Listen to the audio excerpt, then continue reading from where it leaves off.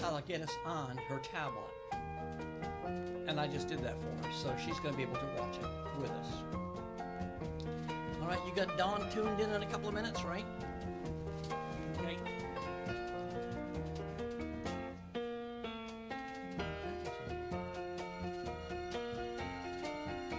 Okay.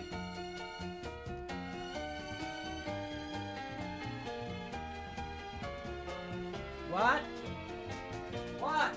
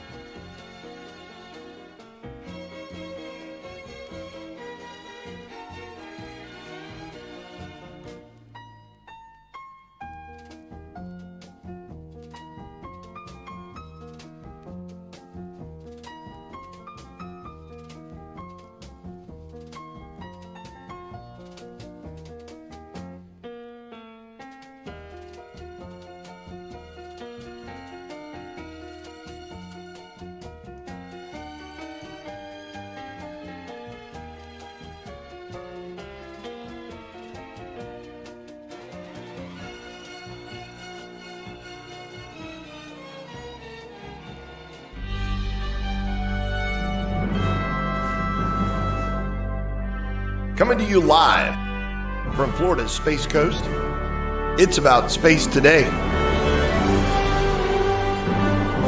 And here's your host about space, David Denault.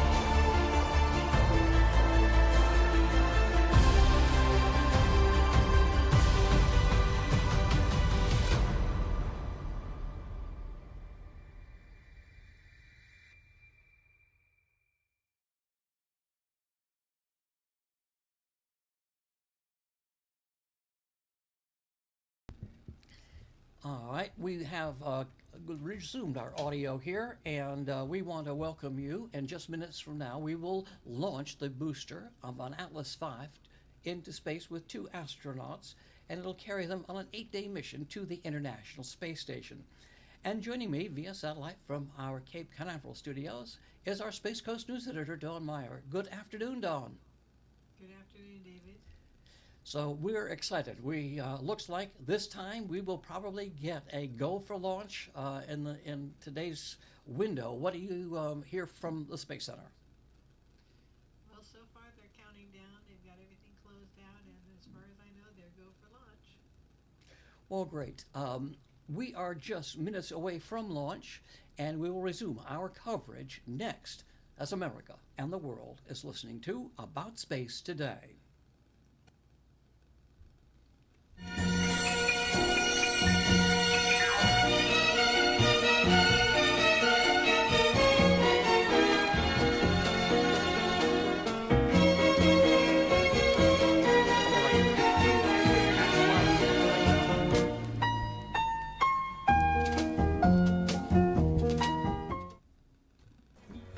D&D Cruise and Tours is the official agent for About Space, and we invite you to come fly away to all-inclusive resort island destinations, or a cruise vacation from Port Canaveral, and even visit the Kennedy Space Center Visitor Complex, or just come and see the parks. Call for a discount cruise or an island getaway or the Florida beaches. Call today.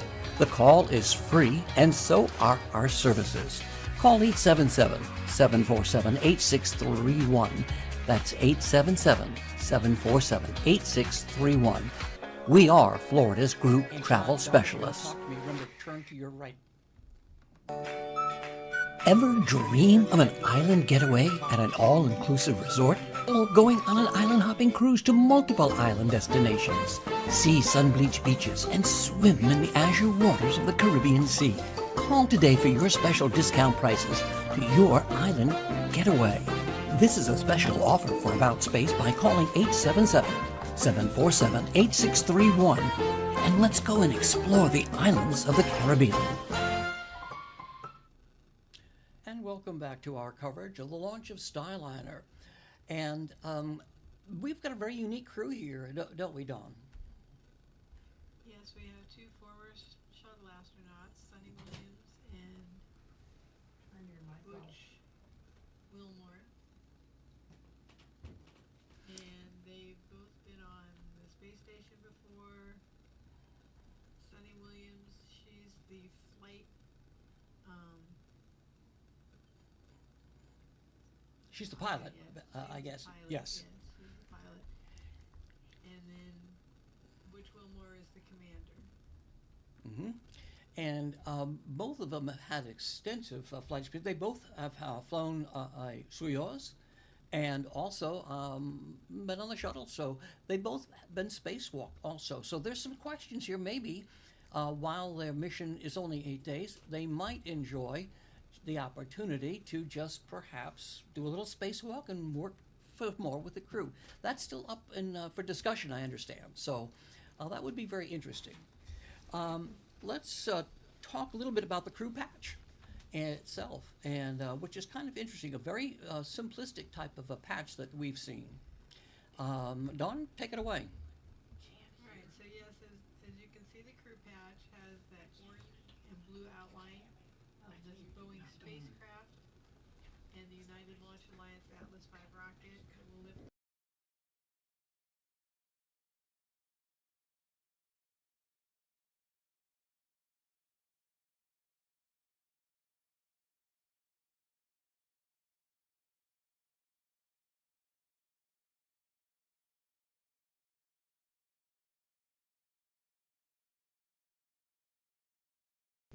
Sunny Williams. She put that in as part of the Calypso because that's the name of the Starliner spacecraft. She named it back in 2019 for Jacques Cousteau's research vessel Calypso, and so she wanted to honor that part of the planet, that part of research. And you'll see that the International Space Station is there because that's their first space destination for the two of them. And they've also honored them as having been flight engineers and commanders on board the space station. Then they've got the two names, Boeing and NASA, side by side, representing the partnership between industry and government in developing the new transportation systems of the United States. Then there are 7 stars, which is historically what mission patches have had to honor the original Mercury 7 astronauts. And then there's an astronaut symbol between the names Wilmore and Williams that represents all who will follow in their footsteps after Starliner. Well, I think that we've taken a look at that, and prior to the postponements here, we had a chance to talk with the crew in the crew quarters, and this is my interview with Butch and Sunny.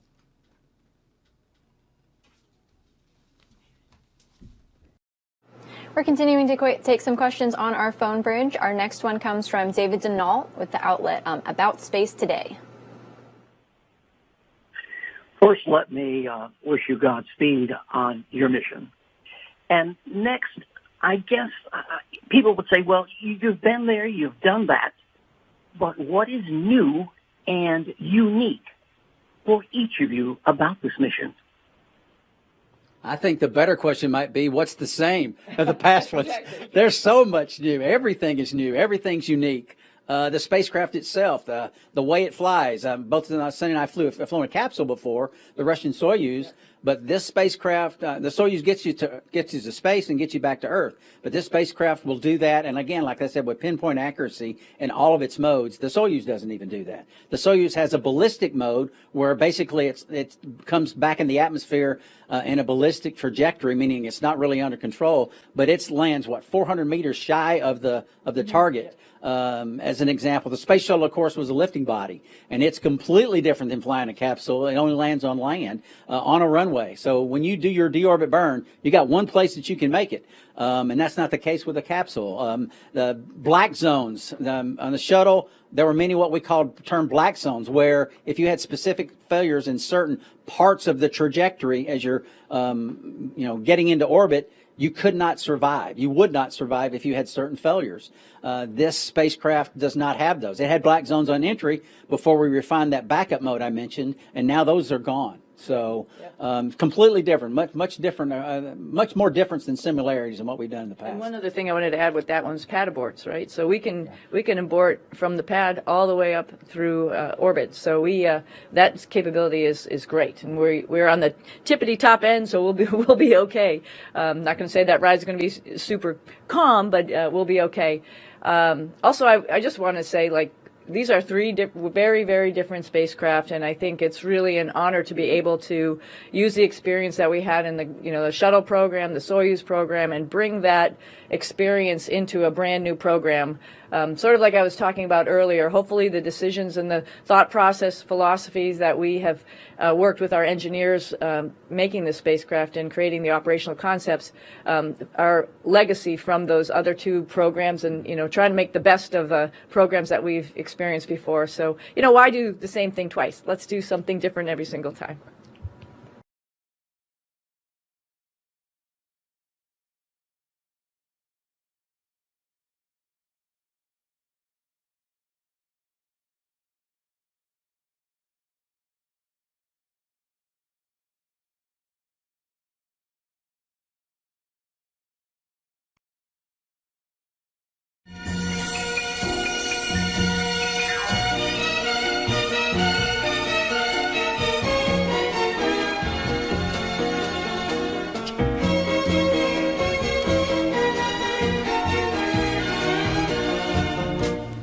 My mistake, John.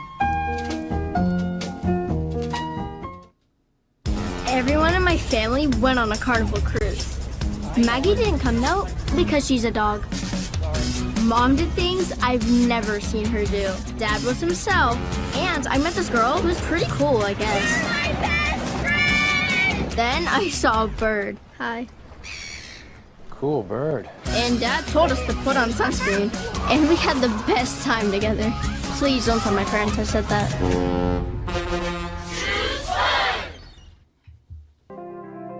Come to the land of orange groves and palm trees. Come to the land of theme parks. Come to the land of sunny beaches and the azure waters of the Atlantic Ocean. So come and visit Florida for lasting memories. Email us. Email david.ddcruisandtours@gmail.com or call D&D Cruise and Tours at 877-747-8631 for your next family, cruise, or theme park vacation. Let us provide you your next visit with our travel experience, not experimentation. We are members of IATAN and CLIA. Email david.ddcruisandtours@gmail.com. Serving the Southeast, traveler since 1985. And welcome back. Sorry for the audio issues we've been having, but we do want to bring up, I think, Don, you've done a great podcast on your America in Space Friday edition on the spacesuits.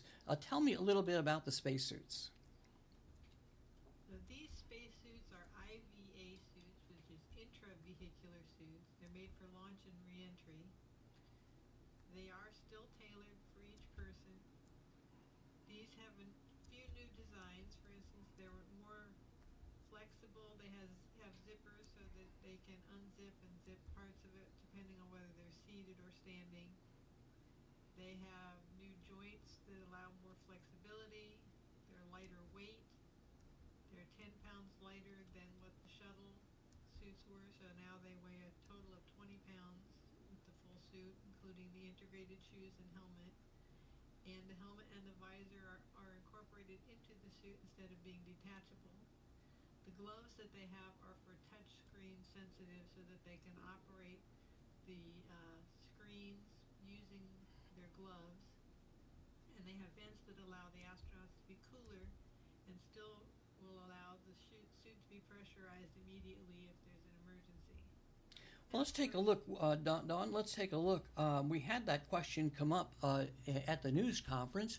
Let's take a listen. There's two questions to this in the news conference as well. Let's go to the news conference. Of a spacesuit. Sunny? I really like these suits. I think you saw a picture of it in the beginning when in the advertisement, or the beginning part when you saw us both there. They're really nice, slick, comfortable suits, easy to get in and easy to get out of, allow a lot of mobility. we worked with the company, David Clark, through Boeing to get the suits squared away for us, and we really like them. I think they're really nice. They're a little bit new and interesting insofar as the helmet, which you probably saw or maybe didn't see because it was laying behind us. We actually flip it over our head, and then there's a zipper to close it. But that's not totally uncommon. We have a pressure zipper on our ACES suits from Shuttle, and this is something that we also have to close up the suit. So it's not too out of the ordinary. It's just a little bit different from what folks have seen. It's not a second or a separate part that you connect onto the suits, but super comfortable. Yeah, I think they probably put that helmet the way they did because I keep having this reoccurring dream that it's launch time and I can't find my helmet. So the helmet attached, it just, as you said, zips up and it's all ready and good to go. Great suit. Okay, we'll go ahead here in the room.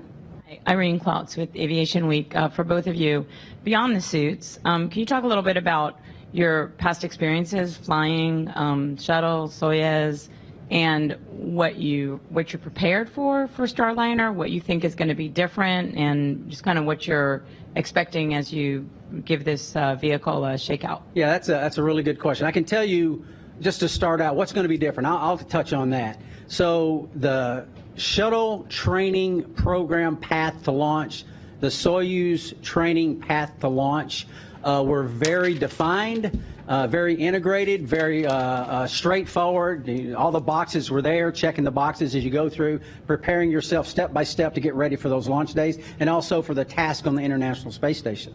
This is completely different. This is development preparation for the first crewed flight of this spacecraft, and there is no training program.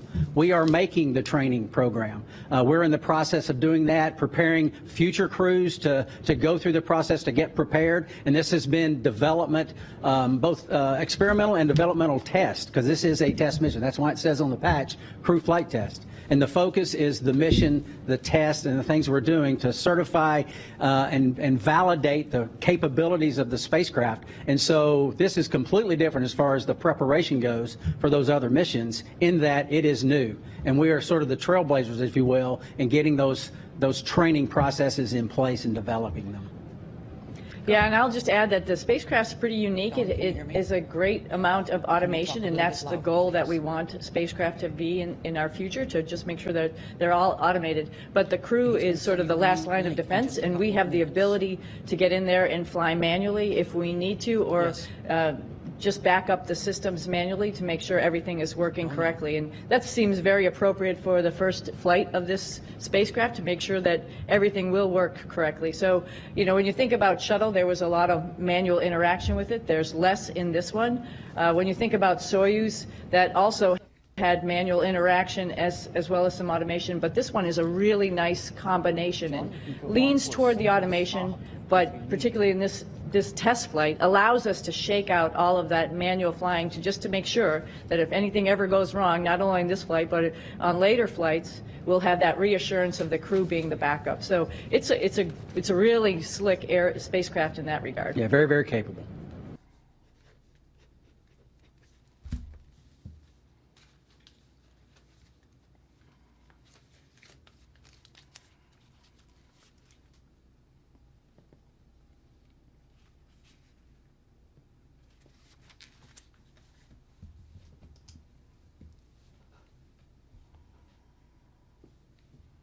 Go to another slide.